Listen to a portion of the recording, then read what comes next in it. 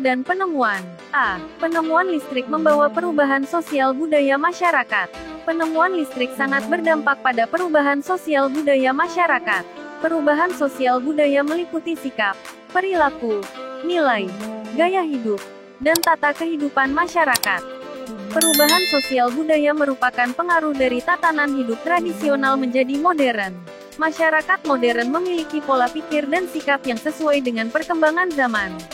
Pengaruh penemuan listrik di bidang budaya. Salah satunya adalah dapat mengakses dan memperoleh informasi dari berbagai sumber mengenai budaya di setiap negara dengan mudah dan cepat sehingga kita dapat saling belajar untuk mengenal budaya satu sama lain. 1. Manfaat penemuan bola lampu. Dengan ditemukannya bola lampu, kehidupan menjadi lebih maju dan modern. Manfaat lampu dalam kehidupan sehari-hari antara lain: A. Untuk menerangi rumah ketika malam hari. B. Membantu pengendara ketika berkendara di malam hari. C. Sebagai penghangat pada alat penetas telur. D. Membantu kegiatan belajar pada malam hari. E. Membantu para pekerja ketika lembur. 2. Penemuan yang membawa perubahan bagi kehidupan masyarakat. A. Komputer. Komputer bermanfaat menjadikan kita lebih cepat dalam menyelesaikan pekerjaan, cepat memperoleh informasi, dan cepat berkomunikasi. B.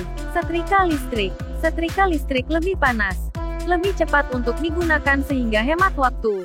Hasilnya juga lebih rapi. C. Telepon genggam. Telepon genggam memudahkan masyarakat berkomunikasi jarak jauh. D. Televisi. Adanya televisi masyarakat menjadi cepat dan mudah memperoleh informasi. B. Perubahan sosial budaya masyarakat setelah adanya pengetahuan dan teknologi. Perkembangan teknologi di dunia berlangsung dengan sangat cepat. Salah satu kemajuan yang dapat kita rasakan adalah dalam bidang teknologi informasi dan komunikasi.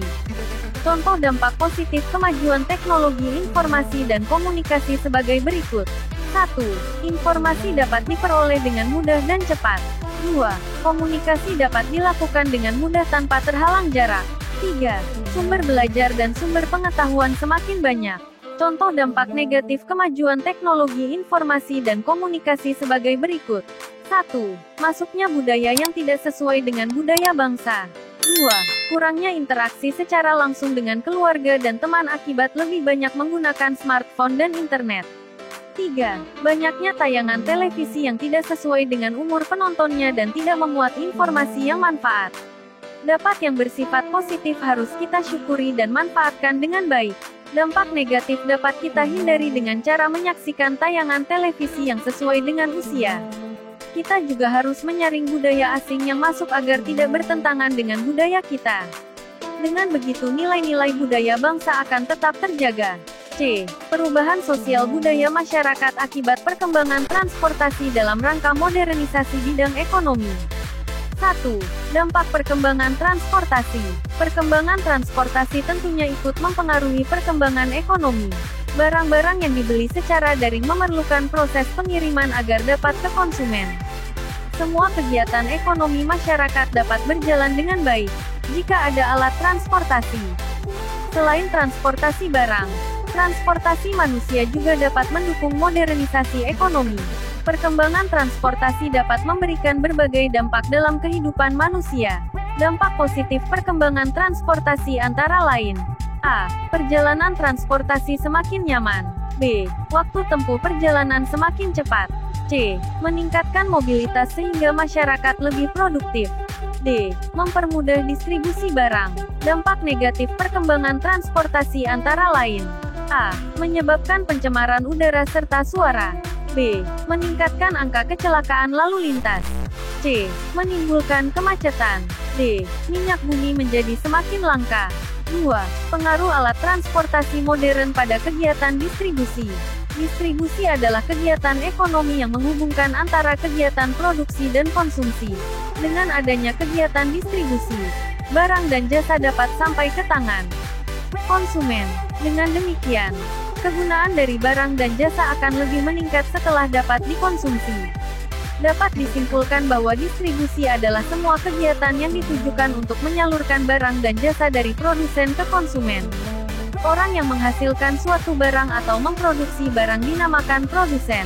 Orang yang melakukan kegiatan distribusi disebut distributor. sedangkan orang yang menggunakan hasil barang produksi disebut konsumen. Ada 3 jenis saluran distribusi, sebagai berikut. A. Saluran distribusi langsung. B. Saluran distribusi semi langsung. C. Saluran distribusi tidak langsung. 3. Penemuan dan manfaatnya di bidang ekonomi. A. Radio. Manfaat. 1. Sebagai media iklan. 2. Mempermudah memperoleh informasi. B. Laptop dan internet. Manfaat.